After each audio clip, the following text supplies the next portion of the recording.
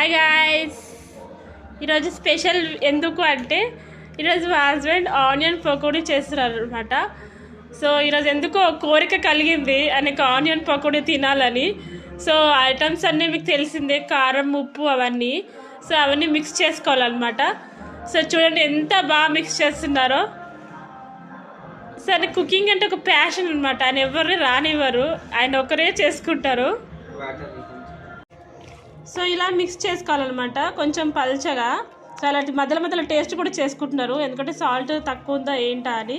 So ఇలా mix చేసుకోవాలి, ఎంత మంచిగా మిక్స్ చేసుకోండి. పొడి పొడికి కావాలంటే అంతంత కొంచెం వాటర్ వేయకండి, అసలు వేయకండి వాటరు. కానీ ఇక్కడ కొంచెం వాటర్ వేసాం, ఎందుకంటే పిండి తక్కువైంది అందుకని. సో ఇలా మిక్స్ చేసుకోవాలన్నమాట. మిక్స్ చేసుకొని ఆయిల్ అనేది మనం ప్యాన్ తీసుకున్నాము, ప్యాన్ తీసుకొని ఆయిల్ వేసుకొని ఆయిల్ హీట్ అయ్యేంత వరకు వెయిట్ చేయండి.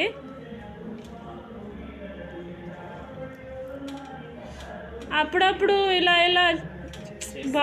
బాగుంటుంది కదా మన హస్బెండ్ చేతితోటి ఏదైనా వంటకం తినాలని ఎప్పుడైనా ఎవరికైనా అనిపిస్తుందా?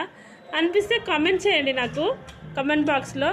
సో ఆయిల్ హీట్ అయిందా లేదా అనేది కొంచెం ఆయిల్ వేసి చెక్ చేయండి, అంతే గాయస్. సో ఫస్ట్ ఇలా చేతిలో తీసుకోవాలి, చేతిలో తీసుకొని ఫస్ట్ ఆయిల్ అనేది కొంచెం మీడియం ఫ్లేమ్లో పెట్టుకున్నాక ఇలా ఆయిల్లో వేసుకోండి మంచిగా.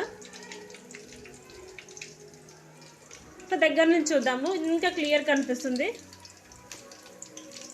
సో ఇలా మంచిగా ఆయిల్లో ఫ్రై అవ్వాలన్నమాట. సో తొందరపడకండి, ఆయిల్ అనేది మొహం మీద పడుతుంది, జాగ్రత్తగా చేయండి. రైస్ ఇలా మధ్య మధ్యలో కలుపుతూ ఉండండి, ఎందుకంటే మొత్తం అంటుకుంటుంది కింద. సో ఆయిల్ డీప్ ఫ్రైకి సరిపడా వేసుకోండి, మేమైతే కొంచెమే వేసుకున్నాము. కొంచెం మిడిల్ క్లాస్ ఫ్యామిలీ అనమాట, అన్నీ చూసుకొని వేసుకోవాలి. సో ఇలా మనం ఆయిల్లో ఫ్రై చేసుకోవాలి, మంచి గోల్డెన్ కలర్ వచ్చేదాకా క్రిస్పీగా ఇలాగే వేసుకోండి, ముద్దలుగా వేసుకోకండి. సో గాయస్, వేడి పకోడీ రెడీ అయిపోయింది. మా హస్బెండ్ చేతిలో తోటి చేశారు, ఎంత వేడిగా. సో ఆయన ఇప్పుడు టేస్ట్ చేయబోతున్నారు, టేస్ట్ చేయండి. సూపర్ ఉంది అంటున్నారు, చాలా బాగుంది. సో ఒకసారి ట్రై చేసి చూడండి, ఎంత యమ్మీ అంటే యమ్మీ ఉంది. సో కంపల్సరీ ట్రై చేయండి. ఒక సబ్స్క్రైబ్ చేసుకోండి, నచ్చితే ఒక లైక్ కొట్టండి. మా హస్బెండ్ కోసం ఒక లైక్ చేయండి.